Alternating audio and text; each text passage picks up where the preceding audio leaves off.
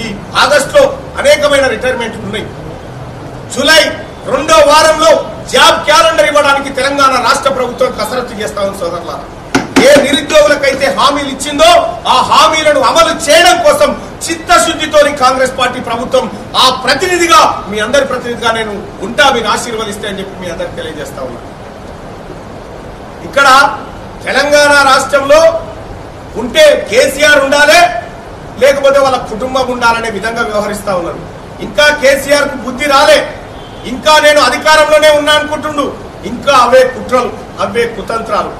మీరు ఒక్కసారి చూస్తే పోయినసారి ఎన్నికల్లో, మొన్న అసెంబ్లీ ఎన్నికల్లో ఆర్ఎస్ ప్రవీణ్ కుమార్ అనేటువంటి వ్యక్తిని కేసీఆరే పంపిండ్రా నాయన అని నేను మొరో బతుకున్నా. ఎవరికి అర్థం కాలే.